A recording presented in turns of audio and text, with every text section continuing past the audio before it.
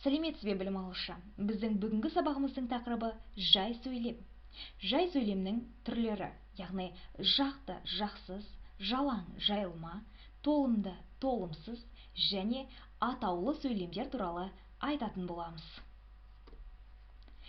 Жай сөйлемнің түрлері жоғарыда айтып өткендей, жақты және жақсыз, жалаң және жайылма, толымды және толымсыз және атаулы сөйлем болып бөлінеді. Және ең бірінші жақты және жақсыз сөйлемге тоқталатын болсақ, бұл жерде бастауыштың қатысып қатыспауына қарай жай сөйлем жақты және жақсыз болып бөлінеді. Бастауышы қатысқан немесе жасырын тұрған сөйлем бұл жақты сөйлем болады. Мысалы, Санжар ауылға барды. Енді бірге талдап көрейік. Барды не істеді? Барды бұл етістік, яғни баяндауыш. Қайда? Пысықтауыш. Кім? Санжар, яғни бастауыш.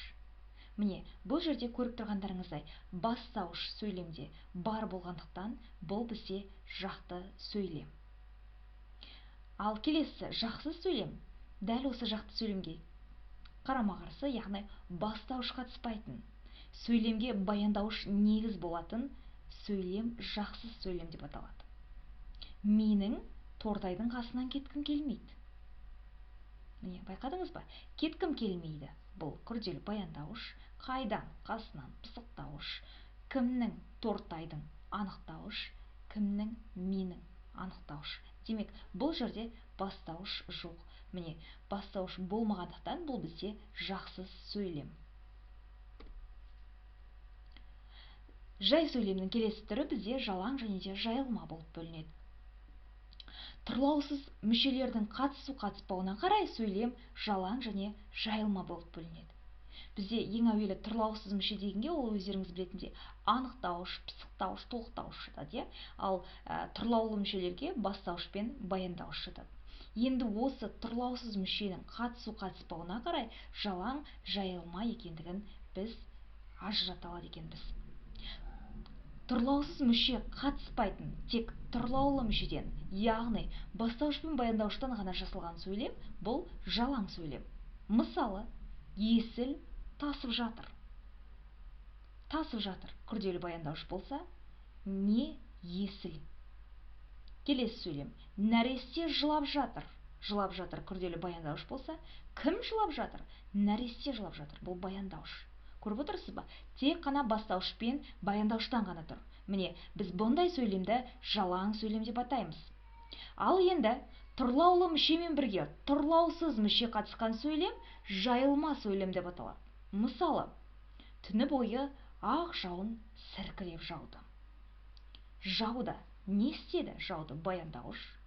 Қалай жауды? Сіркіреп жауды. Пысықтауыш. Не жауын? Қандай жауын? Ақ жауын. Қашан? Түні бойы жауды. Міне, көрдіңіз бе?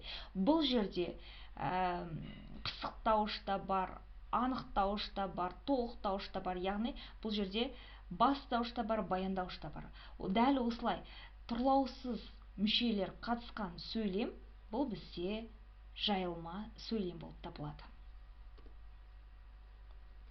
Жай сөйлемнің келесі бір түрі бұл толымды және толымсыз сөйлем. Ойға қатысты айтылатын сөйлем мүшелерінің қатысу-қатыспауына қарай жай сөйлем толымды және толымсыз болып бөлінеді. Ойға қатысты айтылуға тиісті сөйлем мүшелері толық қатысқан сөйлем бұл бізде толымды сөйлем деп аталады.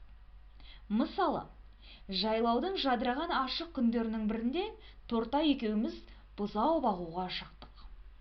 Бұл сөйлемде ойға қатысты айтылуға тиіс сөйлем мүшелері толық қатысып тұр. Ал толымсыз сөйлем ойға қатысты сөйлем мүшесінің біреуі түсіп қалған сөйлем түрі. Мысалы, қарлығаштар тағы келді. Яғни бұл жерде қайда екені түсіп қалып тұр, қарлығаштар тағы келді деп тұр. Қарлығаштар бізге тағы келді. Бұл жерде бізге деген сөз түсіп қалып тұр. Сонымен қатар толымсыз сөйлем диалогтарда жиі кездеседі. Келесі бізде атаулы сөйлем. Бастауыш пен баяндауыштан құралмай, заттың, құбылыстың, мезгілдің, мекеннің атауын білдіретін сөзден сөз тіркесіне жазылған сөйлем атаулы сөйлем деп аталады. Мысалы, қоңыр күз, жол лайсаң, автобекет, сапырылысқан халық. Міне, жай сөйлемнің түрлері осындай екен. Назарларыңызға рахмет.